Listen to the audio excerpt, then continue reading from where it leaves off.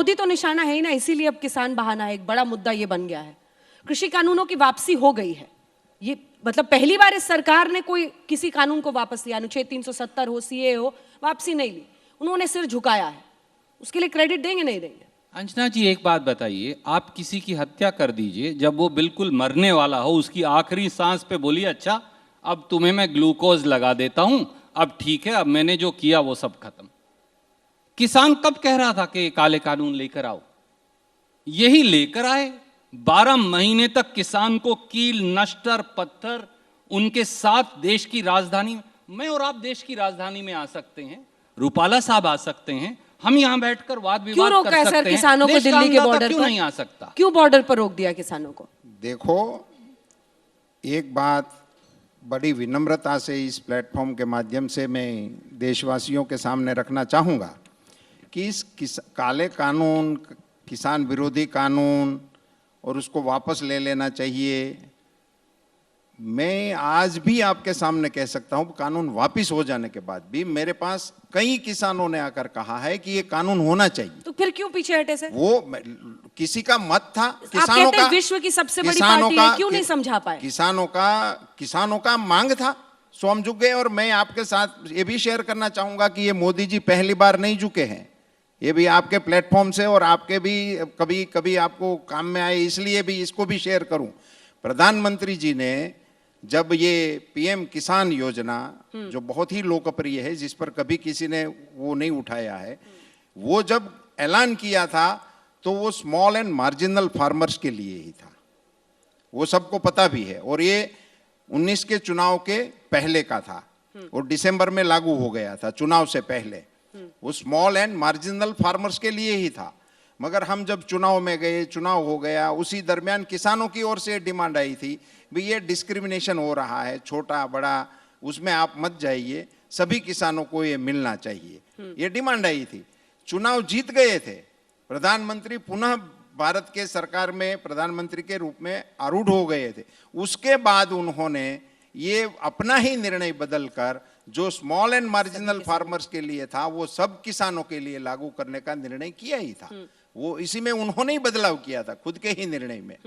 दूसरा, जिस योजना का जिक्र भी सुरजेवाला साहब ने किया है कि वो प्रधानमंत्री फसल बीमा योजना, प्रधानमंत्री फसल बीमा योजना में भी ये उनका पहला जब मॉडिफिकेशन हुआ मोदी जी की रेजिम में, उसमें सबसे अहम मुद्दा था लॉनी फार्मर्स के लिए प्रीमियम कंपलसरी था।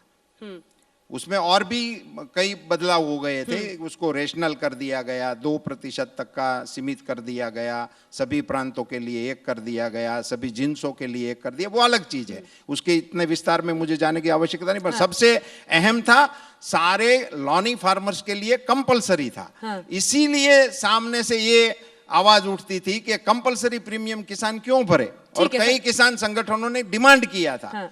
तो प्रधानमंत्री जी ने ये प्रीमियम स्वैच्छिक कर दिया और अभी उसको कंपलसरी में से हटा दिया। वो भी उन्होंने ही किया था, अपने ही निर्णय में बदलाव किया था। की तरफ आ रहे हैं सर, आप बताइए, आप समझाइएगा कैसे उनको? देखो, उनको राकेश टिकैत बैठे हुए हैं, समझाने का तो मैं यही कहूंगा, ग्रुप के कई किसान संगठन हैं जो पीछे हटने को तैयार हैं, लेकिन राकेश टिकैत बैठे हुए हैं, वो कह रहे हैं एमएसपी गारंटी कानून, सभी किसानों के केसेस वापस हों, उनके लिए स्मारक बने, इसके बिना वो नहीं नहीं, वो अलग चीज है। हमारे संबंधित मंत्रियों के द्वारा इनके साथ कहाँ बातचीत का कोई न्योता ही नहीं चाहता, वो रोज कहते हैं बातचीत। बातचीत के लिए तो सदैव मन हमारा सरकार का भी खुला है, हम आगे बढ़ेंगे।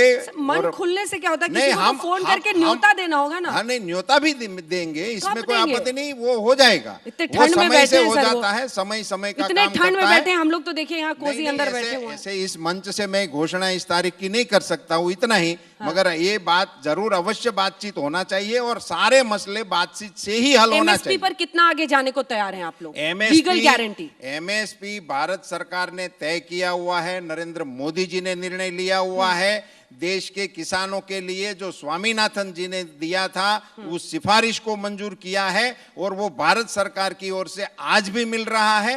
राज्य सरकारों की ओर से एमएसपी पे खरीद करने की जितनी भी डिमांड आई थी वो सारी मंजूर कर दी है, आज भी आएगी तो मंजूर कर देंगे। वो मसला राज्य सरकार के साथ बैठ के हल हो सकता है। बैठे हैं सुरजेवाला जी, आप लोग यूं ही हंगामा मचा रहे हैं। और राकेश टिकैत से क्या रिश्ता कहलाता है आपका? ये लोग बार बार आरोप लगाते हैं कि राकेश टिकैत के साथ कुछ आप लोग मैनेज कर रहे हैं। जी, हमारा राकेश टिकैत जी से रिश्ता है ना।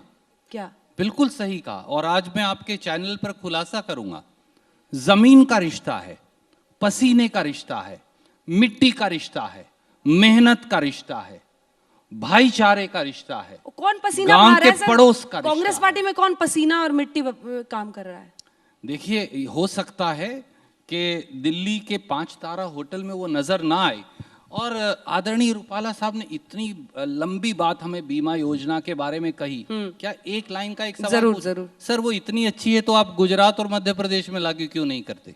देखो, यही आपने वहां से क्यों विड्रॉ कर दिया? इसका जवाब इतना ही है कि भारत सरकार योजनाएं देश के लिए मुकर्रर करती हैं और राज्य सरकारें इसके लिए स्वतंत्र हैं। जहां आपकी सरकार है वही वहां भी चली है। और मैं ये आपके माध्यम से बताना चाहूंगा कि जैसे ये प्रीमियम वो स्वैच्छिक कर दिया गया तो 6 करोड़ किसान एवरेज इसके साथ जुड़ते थे। इस साल का भी फिगर हमारे सामने आ गया है, वो भी 5 करोड़ 98 लाख किसान स्वैच्छिक से भी इस योजना के साथ जुड़े हुए हैं।